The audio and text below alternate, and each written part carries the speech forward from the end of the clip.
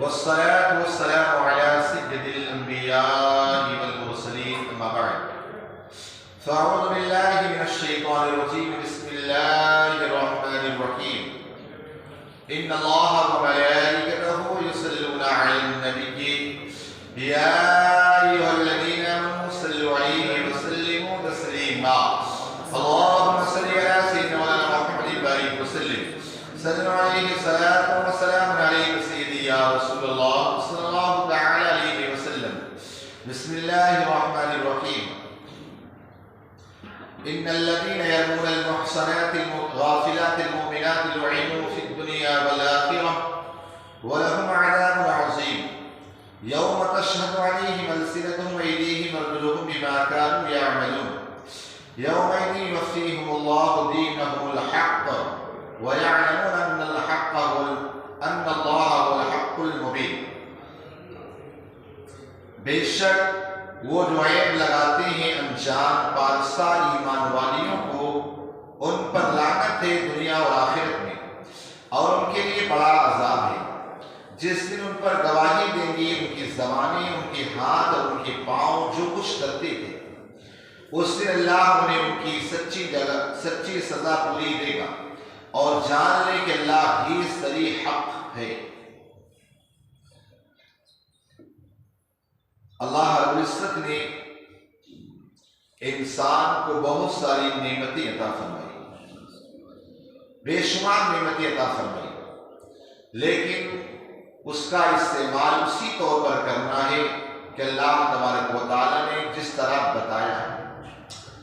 اگر بندہ اس سے ہٹ کر اگر استعمال کرتا ہے تو قیامت کے دن اس کا عذاب اور اس کی سزا ملی. اللہ تعالیٰ نے ہمیں زبان عطا فرمائی، زبان وہ بھی دو جبڑوں کے درمیان 32 دانتوں کے درمیان، لیکن پھر یہ زبان جب چلنا شروع ہو جائے تو پھر رکتی نہیں. اصل میں اگر ہم کسی کے ٹوہ میں اور اگر کسی انسان کی برائی میں لگ جاتے ہیں تو اس کو بالکل حد درجے تک پہنچاتے. یاد رکھیں اگر آپ نے کسی پر ایسی بات لگائی جو برائی اس کے اندر نہیں تھی تو قیامت کے اندر اس کی بہت سخت سزا ہے، بہت سخت. حدیث پاک کا مفہوم ہے کہ قیامت کے دن آگ کے لوگے سے اس کے سینے میں مارا گیا. ایک آسان سا پتھر اگر برداشت نہ کر سکے، مٹی کا ڈھیلا نہ برداشت کر سکے تو قیامت کے دن آگ کے اس انگارے کو جو سینے پر مارا جائے گا تو کیسے برداشت. اور جس دور کے اندر ہم گزر رہے ہیں اس دور کے اندر فتن و فساد، ایک دوسرے پر تہمت لگانا، ایک دوسرے کو نیچا دکھانا، یہ ہماری عام سی بات ہے. لیکن یاد رکھیں کہ اللہ رب العزت ہی ہر انسان کو ترقی دینے والا ہے، وہی سے ایمانوں میں ترقی دیتا ہے. تو ہم اگر کسی کی ترقی سے اور کسی کے بلند مقام سے جلتے ہیں گویا اللہ کی عطا سے چڑ ہے. اللہ رب العزت نے جو بھی ہمیں چیز دی اس کا صحیح استعمال کرنا ہے. آپ دیکھیے آقا علیہ السلام کا ایک فرمان بھی ہے کہ قرب قیامت لوگ سچوں کو نیچا دکھائیں گے اور جھوٹوں کو عزت دیں گے. قیامت کے قریب جو سچا انسان ہوگا اسے ذلیل و رسوا کیا جائے گا، اور جو انسان سچا ہوگا وہ اور جو انسان غلط ہوگا، فریب کاری ہوگا، لوگ اسے عزت دیں گے. آج آپ دیکھیے کیا ایسا نہیں، ہندوستان کی کرسی میں جو بیٹھا اس سے لے کر نیچے تک چلے آئے سب آپ کو ایک سے بڑھ کر ایک فراڈ ملیں گے، لیکن سب کی عزت دے. آج ہمارے معاشرے کے اندر آپ دیکھیں انسان سچا ہوتا ہے، انسان بجائے اس کا ساتھ دینے کے انسان اسی پر الزام لگاتا ہے. تو یہ ساری چیزیں ہونے لگی. ان کا مقصد کیا ہوتا ہے؟ تاکہ اس کو ذلیل کریں، نیچا دکھائیں.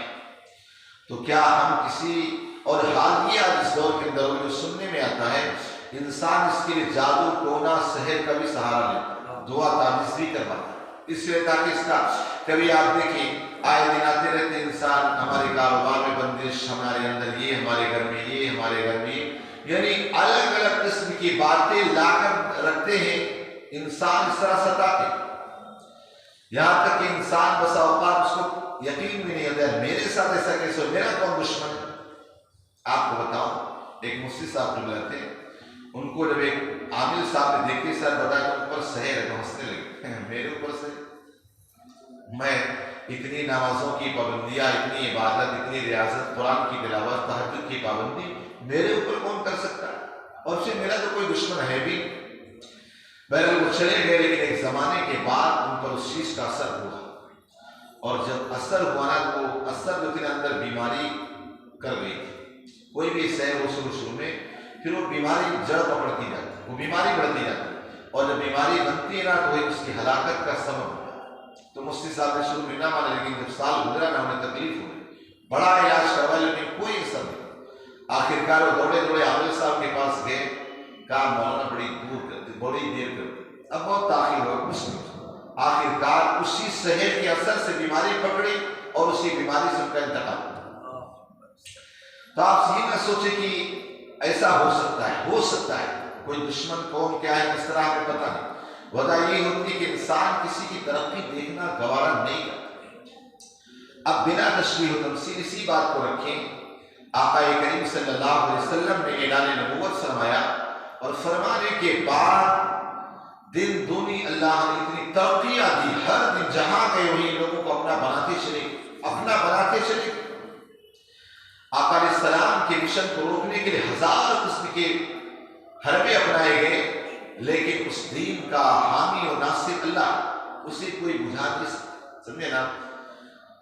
تو آقا کریم صلی اللہ علیہ وسلم کو جب مدینے میں اتنی زیادہ عزتیں ملی نا، لوگ ذوق اسلام سے آنے لگے اسلام میں، تو اسی زمانے کی بات آپ سن چکے ہیں پیچھے درس میں، کہ لوگوں نے وہ تھوڑا سا معاملہ پایا اور معاذ اللہ حضرت عائشہ صدیقہ رضی اللہ تعالیٰ عنہ پر تہمت لگائی، غلط چیزوں کی تہمت لگائی، اور تہمت لگائی نا تو اللہ تعالیٰ نے 18 آیتیں اللہ تعالیٰ نے حضرت عائشہ صدیقہ کی پاکیزگی میں نازل فرمائی، 18 آیتیں۔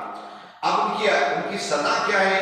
اسے اللہ رب العزت اس آیت کریمہ میں فرما رہا ہے کہ جو شخص کسی بھی پارسا، اور پھر پارسا نے وہ پارساؤں کی ماں عائشہ صدیقہ طیبہ طاہرہ، پارساؤں کی ماں جن سے ہمیں حضور کا آدھا دین ملا، اسلام آدھا انہیں سے ملا۔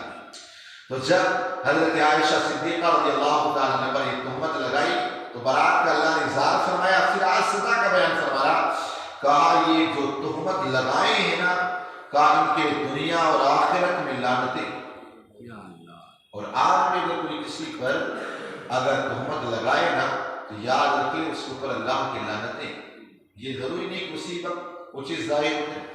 آج بہت سارے لوگ ہوتے ہیں اپنی باتوں کو منوانے کے لیے قسم کھا جاتے ہیں، قسم کھا جاتے ہیں، میں نے قسم سے سنا، حالانکہ اس کے خلاف ہوتا ہوں اپنی باتوں کو منوانے کے لیے۔ تو بہرحال اللہ فرماتا ان کے لیے دردناک عذاب ہے۔ اب لعنت کس طور پر؟ اللہ رب العزت کی رحمت اس کے قریب بھی نہیں، اللہ رب العزت اسے ذلیل و رسوا فرما دے، اور فرمایا آخرت میں ان کے لیے دردناک عذاب۔ پھر فرمایا کہ قیامت کے دن تمہاری زبان پر، جو زبان بہت چلتی ہے نا ہماری، قیامت کے دن زبان پہ تالا ہوگا، زبان سے کوئی بول نہیں سکتا۔ اگر کہہ دیا گیا رب کی بارگاہ میں کہ بندے نے اس طرح کیا ہے تو اس وقت آپ کی زبان نہیں چلے، سمجھے نا، آپ کے منہ پہ تالا ہوگا، آپ کی ہاتھ بولیں گے، آپ کی آنکھیں بولیں گی، سمجھے نا، آپ کے کان بولیں گے، یہ ساری چیزیں بولیں گے، زبان سے کچھ نہیں۔ کیا بڑے بڑے مولا میں نے ایسا نہیں کیا، تو وہاں تو یہ سب گواہی دے رہے جو آج جن ہاتھ سے گناہ کرتے ہیں، جن آنکھوں سے گناہ کرتے ہیں، یہ خود گواہی دیں گے، وہاں مولا یہ مجھے یہاں لے گئے تھے، مولا اس نے مجھ کو یہ دیکھا ہے، اللہ اس نے یہ کرائی، اس نے یہ کرائی۔ تو اللہ رب العزت فرماتا ہے قیامت کے دن تمہارے ہاتھ اور پیر گواہی دیں، یہ بھی اپنے نہیں، جس سے بڑی حفاظت کرتے ہیں، یہاں پیر بھی ہاتھ بھی، کوئی بھی چاہے جتنا چیز چھپ کر کے کر لو، اللہ اکبر، بچوں کے سب کی گواہی نہیں دے۔ آج ہوتا ہے نا، کبھی ہم کسی کو راضی کرنے کے لیے انسان جھوٹی موٹی جا کے باتیں کرتا ہے، میرے ساتھ بہت پیش آیا، مجھے تو پتہ ہی، سمجھے نا، کوئی بات بولی بھی نہیں، وہ بات بھی پیش ہوئی، سمجھے نا، کوئی بات اگر ہے بھی نا تو اس کو الٹا بنا کر کے کچھ، کیوں؟ تاکہ وہ بندے کی رضا حاصل ہو جائے، بندہ خوش ہو جائے۔ بندے کو یاد رکھیں کوئی حق ہی ہوتا ہے، چاہے انسان کتنے بھی اس کے لیے حربے اپنا لے، لیکن حق ظاہر ہو کر کے ہی رہتا، سمجھے نا، حق کبھی چھپتا نہیں۔ تو کہا قیامت کے دن ساری چیزوں کی گواہی دی، اور اللہ تعالیٰ فرماتا ہے اس دن ہی سچی سزا ملے گی۔ آج سے دنیا میں ذلیل و خوار ہوئے یا لعنتیں ہوئی الگ چیز، اس دن سچی سزا جو ہے نا اس قیامت کے دن۔ تو اس قیامت کے دن سے ڈریں۔ اگر بندہ ڈر جائے نا، آپ سوچیں آیت کریمہ میں نے پڑھی، نہ مجھ پر کوئی اثر نہ آپ پہ کوئی اثر، سمجھے نا، کوئی اثر نہیں، جس طرح ہے آپ سن رہے اسی طرح، سمجھے نا۔ آج ہی ایک بزرگ کا واقعہ پڑھ رہا تھا۔ وہ بزرگ کون سے تھے؟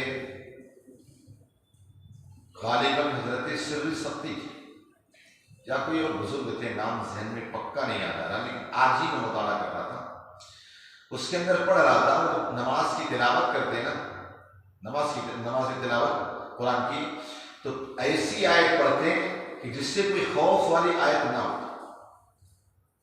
کیوں؟ ان کے جو صاحبزادے تھے نا بیٹے، وہ آیتوں کو سننے کے بعد اتنا زار قطع ہونے لگا۔ ایک دن انہیں ایسا لگا کہ میرا بیٹا پیچھے نہیں، انہوں نے قرآن کی آیت پڑھ دی نا، وہیں پر چیخ مارے، بے ہوش گھر لایا گیا۔ بیوی نے کہا آپ ایسی آیت کیوں پڑھتے جس سے پر سکتا تعلیم اس طرح ہوتا ہے؟ آخر کی یاد آتی ہے، ساری چیزیں ہوتی ہیں۔ آخرکار ہوش میں آئے، اور اس کے بعد کچھ دن گزرنے کے بعد پھر انہیں ایک دوسری آیت کریمہ پڑھی جس میں اللہ کے ڈر، اللہ کے عذاب کی آیت۔ اس کے بعد انہیں چیخ ماری، بے ہوش ہو گئی۔ لوگ گھر لے گئے، پانی ڈالے، انہوں نے دم توڑا، انہوں نے دم توڑا، صرف قرآن کی آیت سننے کی۔ اور آج ہمارا حال یہ کہ قرآن چاہے پورا تراویح میں سن ڈالیں، اور چاہے اتنا والا میں کچھ پتہ ہی نہیں، کیا لکھا ہمیں پتہ ہی نہیں، اور پتہ بھی چل جائے تو کچھ وہی ہوتا ہی نہیں۔ ہمارا دل اتنا کلیمہ پڑ رہا تھا۔ حضور صلی اللہ علیہ وسلم نے فرمایا کہ انسان کی بدبختی کی سب سے بڑی نشانی یہ ہے اس کی آنکھوں سے آنسو نہ نکلے۔ ذرا ہم اپنے آپ کو سوچیں، دنیا کے لیے ہمیں آنکھوں سے آنسو نکل جاتے ہیں، کیا کبھی رب کے ڈر سے، اللہ کے عذاب سے کیا ہماری آنکھوں سے آنسو نکلتے ہیں؟ کبھی کسی قبر کی یاد سے، کبھی اللہ کی یاد میں کچھ نہیں، آنکھوں میں بالکل سوکھا پڑ گیا، آنکھوں سے آنسو نکلتی، یقیناً یہ بدبختی کیا۔ عبداللہ ابن عباس سے فرماتے اگر تمہارے پاس ایسا دل ہے آنسو نہیں نکلتے تو رب کی بارگاہ میں پہلے رو کر دل مانگ، اللہ مجھے ایسا دل دے جو تیری یاد کو رونے لگے۔ آج حالات ہمارا دل ہے، دنیا کے لیے ہم کتنا تڑپتے رہتے، بے قرار رہتے، کیا کبھی اس چیز میں ہمارے دل کے اندر یہ خیال پیدا ہوتا ہے؟ اللہ اکبر۔ بہرحال آج کا درس یہ کہ کسی پر تہمت نہ لگائیں، سنی ہوئی بات پر بھروسہ نہ کریں، سنی ہوئی بات پر شک نہ کریں، سمجھے نا، پہلے اس کے بارے میں پتہ کریں، جانیں، سمجھے نا، پھر تمہاری اس سے کوئی غرض نہ ہو اس کے پیچھے نہ پڑے کہ اس کو فٹافٹ اس بڑھاوا دینا شروع، ان ساری چیزوں سے بچیں، ورنہ اللہ فرمائے اس کے لیے بڑا سخت عذاب ہے۔ اللہ پاک ہم سب کو کہنے سے زیادہ عمل کی توفیق عطا فرمائے۔ اللہم صلی علی سیدنا محمد و آلہ وسلم، صلوا علیہ وسلم علیہ وسلم